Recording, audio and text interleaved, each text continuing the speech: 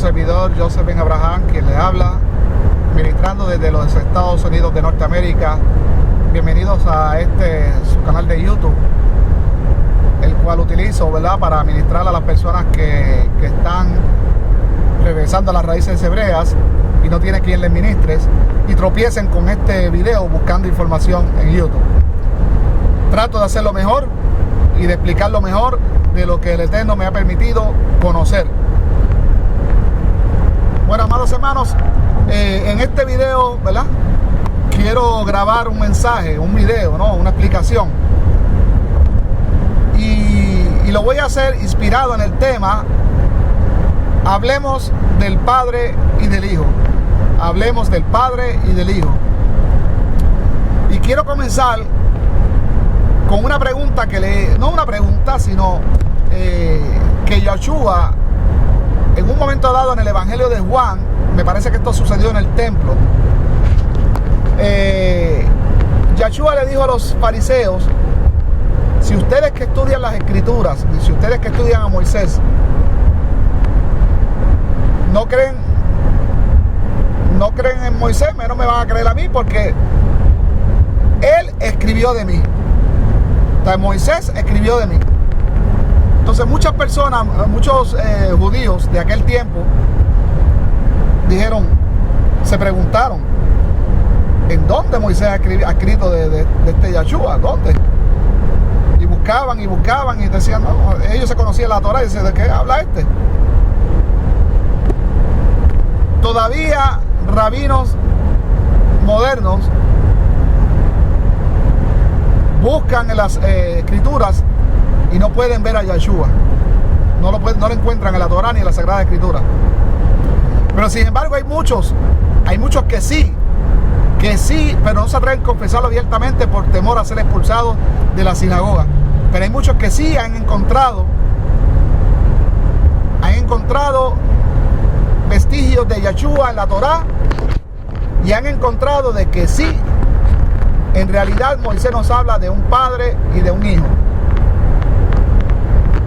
El problema que ha sucedido en el judaísmo tiene que ver con 13 principios elaborados por un conocido rabino del siglo XI, me parece que fue.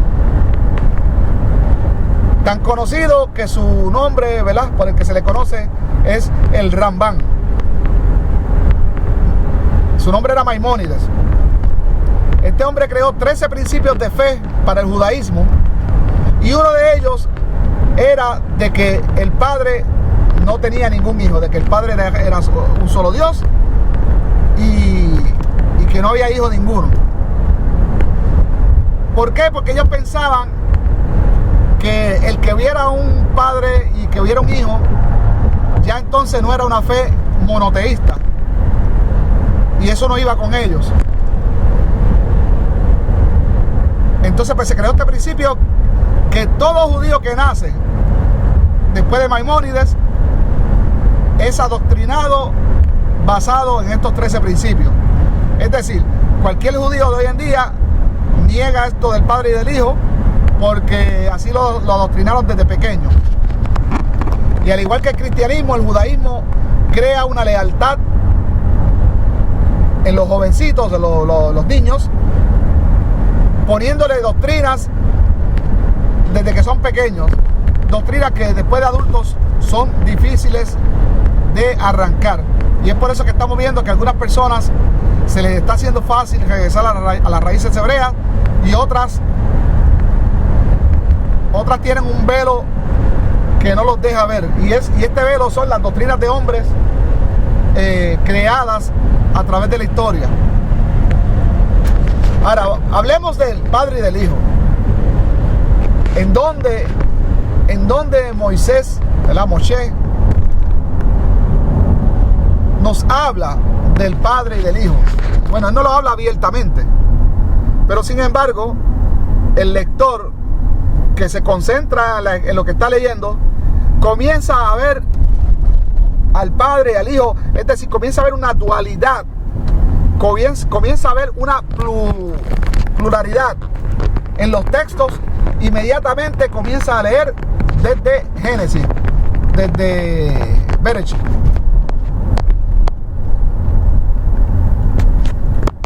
Y esto lo comenzamos a ver cuando Moisés estaba hablando. Primero que nada, cuando leemos el primer versículo de Bereshit, de Génesis, en hebreo, ahí vemos que se menciona la Aleph y la Tap. O sea que Aleph y Tap, el primero y el último, está ahí presente con el Padre creando. Segundo, cuando empezamos a leer más adelante en Génesis, vemos que Moisés escribe en plural, y es Moisés quien nos presenta al Dios de Abraham, Isaac y Jacob por medio de sus escritos. Es Moisés quien lo presenta al mundo. O sea que lo que Moisés dice no lo podemos alterar. Y esto es lo que ha pasado, que muchos rabinos han alterado lo que Moisés nos ha dicho desde el principio. Moisés nos dice que más de una persona dijeron entre ellos: hagamos al hombre a nuestra imagen y semejanza. Así que aquí hay una pluralidad. Más adelante seguimos viendo esa pluralidad en el mismo Génesis. Cuando la Torre de Babel, también ahí en plural se dice: bajemos y confundamos los idiomas. Sabemos que el Padre, ¿verdad?, el Altísimo, dicho por Moisés mismo, nadie lo ha visto. Moisés quiso verle, pero el Altísimo se lo prohibió y le dijo que solo podía ver una parte de la espalda, pero que el rostro no se lo podía ver, porque cualquiera que viera el rostro del Altísimo debía morir. Pero sin embargo, Moisés ha visto a Yahweh, al Hijo. Y Yahweh en una ocasión lo dijo: con Moisés yo hablo cara a cara. Moisés nos presenta en el Edén a Yahweh dando pasos, caminando en el huerto del Edén, pasos audibles. No era un espíritu, no era una columna de humo, no era una columna de fuego, eran pasos humanos en el jardín del Edén. Y Adán y Eva escucharon los pasos y vieron a Yahweh andando o paseándose en el jardín del Edén cuando se escondieron. Entonces ya aquí empezamos a ver vestigios de Yahweh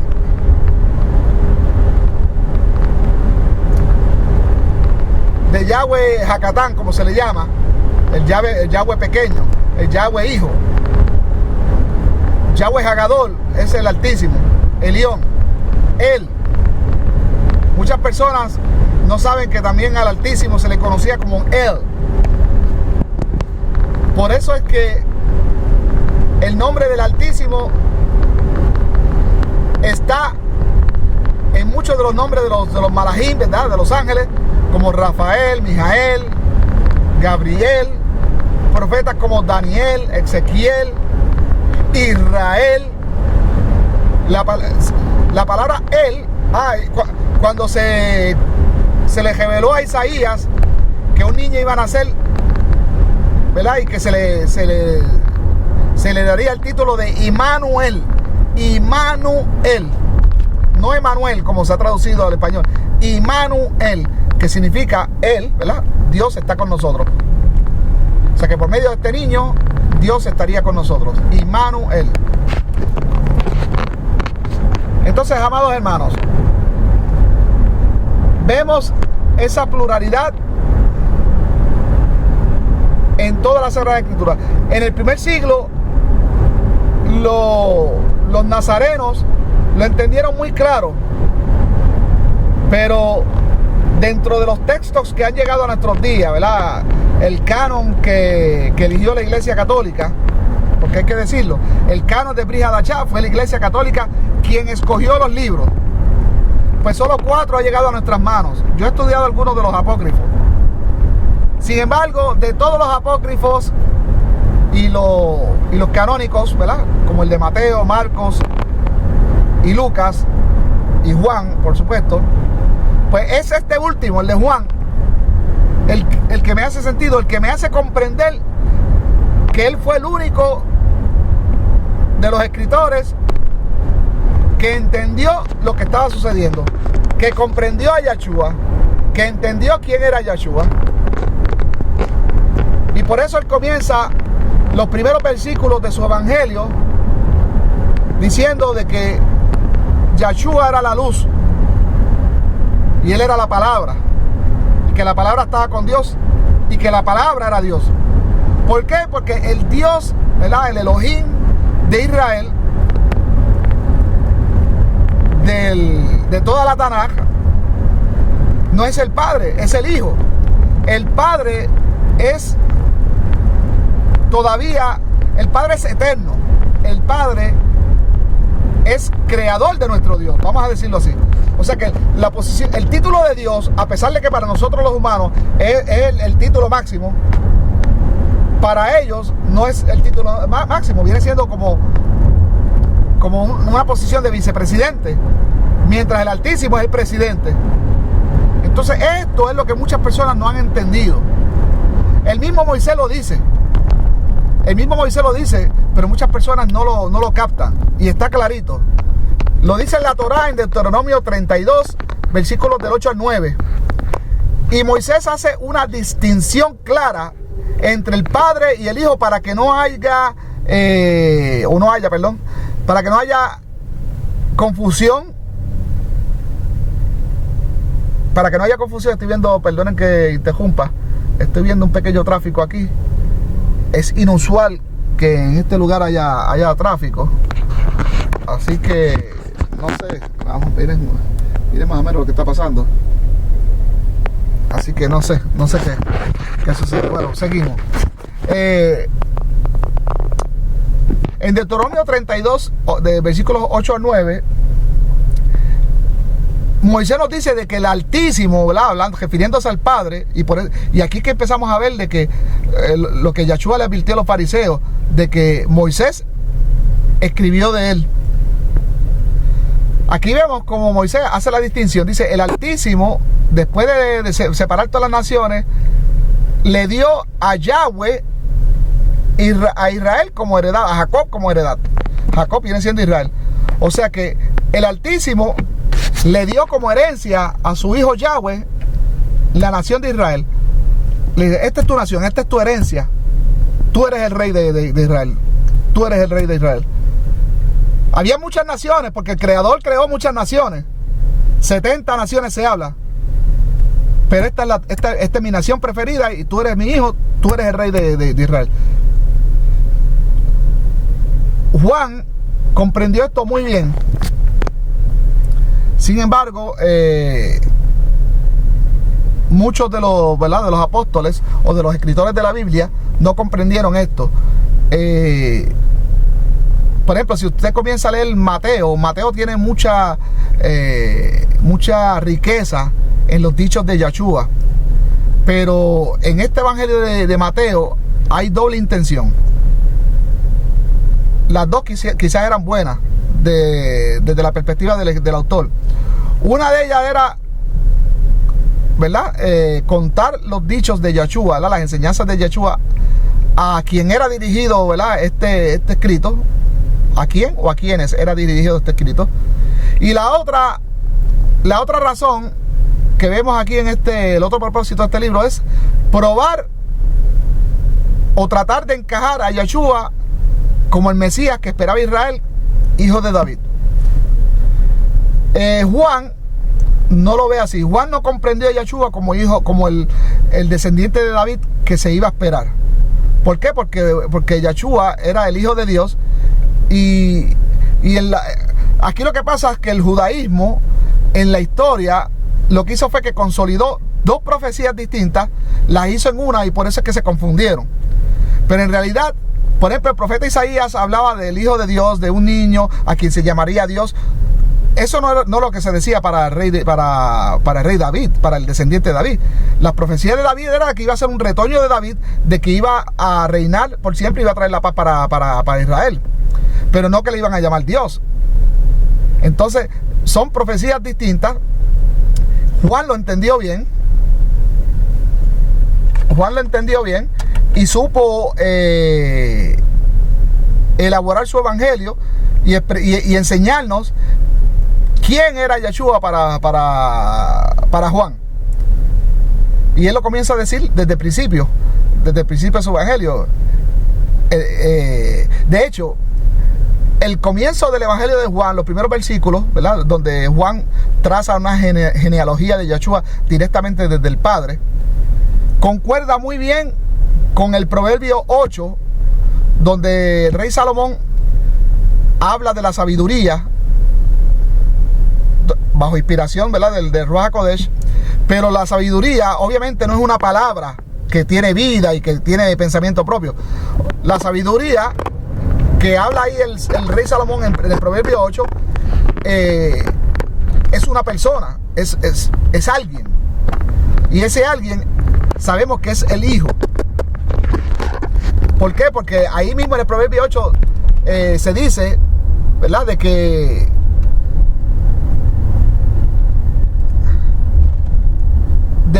perdona que me desconcentre, es que estoy pensando, por aquí es inusual de que haya tráfico. Esto es una carretera rural que quise tomar para evitar el highway, ¿no? Y escucho un helicóptero, o sea que es probable de que temprano haya habido un accidente en lo que se llama la 78, la interestatal. Y es muy probable de que si ese accidente fue temprano, muchas personas tomaron esta ruta como desvío y por eso estamos viendo tráfico. Ahora se está empezando a mover. Bueno, volvemos al tema y perdonen, amados ajim, hermanos. Como le iba diciendo, el Proverbio 8, cuando el rey Salomón habla de la sabiduría, no está hablando de una palabra que tiene pensamiento propio, o no, él está hablando de alguien que lo está inspirando a él para escribir eso, de alguien que tiene la sabiduría, que es la sabiduría del hombre, es la vida del hombre. Los judíos, ¿verdad?, los ortodoxos, los rabinos, ¿verdad?, yo soy judío también, pero cuando yo digo los judíos me refiero a los no creyentes, al igual que en los evangelios, también los que escribieron los evangelios cuando se referían a los judíos, también se referían a los no creyentes. Pero digamos nuestros hermanos, ¿verdad?, para que no se sienta una separación o se escuche algo como antisemita, porque no es razonable. Pero ellos no entendieron esto. De hecho, hay otro proverbio de Salomón, donde Salomón dice: ¿quién ha subido al cielo y quién ha bajado? ¿Cuál es el nombre del Padre y cuál es el nombre de su Hijo? Entonces, que Salomón tenía muy claro de que el Padre tenía un Hijo. Y estamos hablando de alguien que sube y baja al cielo. Clarísimo está. Entonces, el Proverbio 8 de Salomón encaja muy bien con los primeros versículos de Juan. Juan para nada habla de que Yeshua sea el hijo de David. El nombre de David solo es mencionado en el Evangelio de Juan solo una vez, y es porque supuestamente en un momento algunos judíos, ¿verdad?, se cuestionaban, estando Yeshua ahí de frente, se cuestionaban, quizás burlándose de Yeshua, y quizás pensando de que Yeshua aludía a ser el hijo de David. Decían, pero porque ya lo tenían por profeta, había muchos que decían que era profeta y había muchas variaciones de lo que entendían, ¿verdad?, de lo que pasaba con Yeshua. Entonces la única vez que se menciona a David es estas personas que dicen, pero no tenía que venir el rey David de Belén. Este hombre es de Galilea, este hombre viene de Nazaret de Galilea. ¿Sabes? Entonces, aquí hay otro problema, porque entonces en el Evangelio de Juan, que no se habla de Belén, lo que se habla es que la procedencia de Yeshua es de Galilea, muy distinto a los otros evangelios. Las cartas de Juan, que son como un complemento, ¿verdad? Para, si queremos entender más, ¿verdad? A Yohanan, a Juan, son 3 cartas. Tampoco vemos nada de rastros de David. En Apocalipsis, en Revelaciones, sí vemos, ¿verdad? Que el autor de Apocalipsis sí menciona como que Yeshua es el león de Judá y el hijo de David. Pero este Juan que escribió Apocalipsis tiene un lenguaje muy distinto al apóstol Juan. Apocalipsis fue escrito tardíamente, por lo que se cree que quien escribió esto fue Juan Marcos, el sobrino de Bernabé, Juan Marcos. Pero este es otro estudio. Pero entendemos que no es el mismo, el apóstol Juan. La tradición ha tratado de decirle que ha sido el mismo apóstol Juan, pero no es el mismo lenguaje, no es el mismo pensamiento. Y ustedes lectores y estudiantes de la Sagrada Escritura, ustedes lo pueden confirmar usted mismo. Le hace el Evangelio de Juan y sus 3 cartas, y le hace Apocalipsis, para que vean que no es el mismo pensamiento, no es la misma línea de pensamiento, no. Entonces, el Padre y el Hijo. Los judíos afirman que al Padre nadie lo ha visto, que nuestro Dios está en su dimensión, que nunca se ha encarnado. Eso es una blasfemia. Pero se contradicen, porque ellos estudian la Torah todos los días, ¿verdad? ¿No? Todos los Shabbat, y muchos de ellos en sus casas. Sin embargo, vemos que el Dios de Abraham, Isaac y Jacob, si lo vamos desempacando uno por uno, desempacamos el Dios de Abraham antes de llegar a Isaac y Jacob. Desempacamos el Dios de Abraham y vemos que el Dios de Abraham, a quien Abraham se le postraba y a quien Abraham le adoraba y le hizo un altar y todo, fue un hombre que llegó a su tienda acompañado de 2 malajim, 2 ángeles, 2 enviados más. Comió con él, comió un guisado, ¿verdad? No sé si fue de ternero y pan. O sea que estuvo mucho rato con él ahí. Los otros malajim se fueron a destruir Sodoma y Gomorra, y todavía él se quedó hablando con Abraham, y Abraham negociando con Yahweh para que no destruyera, tú sabes, Sodoma y Gomorra. Esa historia todos la saben. Ese es el Dios de Abraham. Ese es el Dios de Abraham. El mismo que le dijo a Sara que iba a tener un hijo y que iba a regresar al año cuando ya ella tuviera el hijo. Es el mismo. El Dios de Isaac también se le apareció a Isaac en un momento dado. Por ahí tengo la referencia, no me la sé ahora de memoria. Isaac le hizo también un altar. El Dios de Jacob también se le apareció, peleó con él, peleó con Jacob, y ahí fue que le cambió el nombre a Israel. Jacob tuvo un sueño que se recostó ahí, creo que era en Betel. Se recostó y tuvo un sueño y vio una escalera y vio a Yahweh, lo vio al final de la escalera, y malajim entrando y subiendo.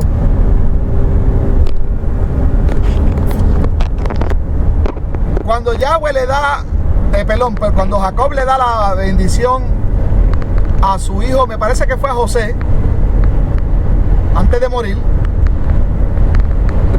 Jacob dice: que te bendiga Yahweh, el ángel o el enviado que me protegió, que estuvo conmigo.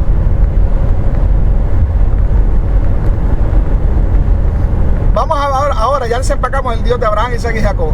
Moisés, cuando es atraído por que se le pierde una ovejita ahí, y va a buscarla y ve ahí como una llama, una zarza ardiendo, pero que no se consumía, y se acerca y ahí le sale hablando el enviado de Yahweh, el malaj de Yahweh, mal traducido como el ángel de Yahweh. No es el Altísimo, es el malaj. El enviado estaba entre la zarza y le habla. Le dice a Moisés que se quite la sandalia, que está en tierra santa, toda esa historia la sabemos. Le da las instrucciones a Moisés de lo que Yahweh. Le dice, he bajado, mira lo que dice, he bajado, o sea, he bajado de mi casa con mi padre. He bajado porque he escuchado la aflicción de mi pueblo en Egipto. He bajado. Después que le da las instrucciones a Moisés, Moisés le pregunta, ¿y cuál es tu nombre? Para yo decirle al faraón cuando vaya, porque él de seguro me va a preguntar, ¿y en nombre de qué Dios tú vienes? Y ahí que Yahweh, este ángel que le está hablando, le dice, le dirás que yo soy el que soy. Yo soy el que te envío. Esa es la traducción que se ha hecho al español, yo soy. En inglés, I am. Pero en realidad esto en hebreo significa Yahweh. Podría ser Jehová también. En realidad no sabemos cuáles exactamente eran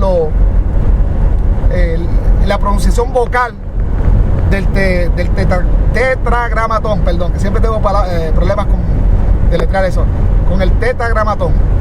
El tetragramatón era 4 consonantes y tenía su pronunciación, pero escrituralmente se escribían solo 4 consonantes.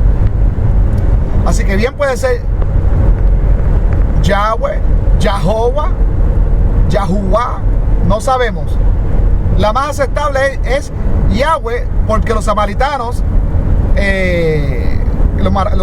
también eran parte de Israel en algún momento, eran parte de las 10 tribus del norte. Entonces ellos conservan esa pronunciación. Yahweh era como Yahvé, y de ahí ha salido esa pronunciación Yahweh, y por ahí nos hemos inclinado la mayor parte del pueblo, pero no estamos seguros. Y de paso quiero decirle que en mis oraciones ya a veces no me atrevo ni a decir Yahweh o Jehová, o por la duda que tengo. Y en mis oraciones me refiero al Padre como Avinu, Padre Nuestro, el Shaddai, el Altísimo, el Todopoderoso, Almighty. Pero no me atrevo a llamarle por ningún nombre que no estoy seguro, que no lo vaya a ofender. Y les exhorto a que cuando oren al Padre, al Abacadosh, sientan celo por no estar seguro el 100% de si ese es real el nombre de él, Yahweh, Jehová o cual sea. Si no estamos seguros, sienta ese respeto por el Eterno, y mejor converse con él de esa manera: Padre Nuestro, Avinu, Abba, Elión. Él le va a escuchar. Bueno, así que el Dios de Abraham, Isaac y Jacob se le presenta a Moisés, lo envía a Egipto. Ahora, si pudiéramos decir cuando el Altísimo bajó de su dimensión en las Sagradas Escrituras, así de momento le puedo decir que una sola vez el Altísimo, el Padre, bajó de su dimensión para este mundo, y fue cuando Moisés subió al Sinaí. Cuando Moisés subió al Sinaí a coger las tablas, ahí quien estaba con él era el Padre. Y es por eso que cuando Moisés le pide, por favor, déjame ver tu cara, él le dice que no, nadie puede ver su cara y seguir viviendo. Sin embargo, Abraham, Isaac y Jacob no tuvieron problema con ver al Hijo, porque el Hijo sí se deja ver. Hace 2000 años nos visitó nuevamente. Por lo tanto, al Hijo sí le hemos visto, y el mismo Yahshua lo dijo hace 2000 años atrás: al Hijo lo han visto, pero al Padre nadie lo ha visto. Tomás le preguntó a él, por favor, ¿cómo es el Padre? Y él le dijo, tanto tiempo que he estado con ustedes y aún me hace esa pregunta, el que me ha visto a mí, ha visto al Padre. Bueno, amados hermanos, voy a tener que apagar el video. Se me está comenzando a frizar, quizás que tengo la memoria llena. Esperemos que... Bueno, voy a seguir. Ahora veo que ha continuado, no, se está frizando. Se está frizando. Bueno, amados hermanos, voy a tener que detener este video. Espero que con la información que les he dado sirva para que ustedes comiencen a investigar este tema por ustedes mismos y escudriñen las escrituras y la verdad los hará libres. Nunca ponga su interpretación de las escrituras a un lado para cogerla de otro. Eso me ha ayudado a mí mucho a entender al Padre, al Hijo, y a entender muchas falsas doctrinas y poderlas discernir. Me ha costado tener que estudiar las Sagradas Escrituras por mí mismo y estudiarlas en el hebreo, y aunque yo no sé hablar hebreo, he usado todas las herramientas disponibles de computación, las cuales hacen ese trabajo por mí muy fácil. No tenemos excusa, la verdad está ahí, búsquela. Bueno, amados hermanos, como les dije, voy a apagar el video que se estuvo frizando. Y es una pena porque todavía tenía mucho más que hablar sobre el tema.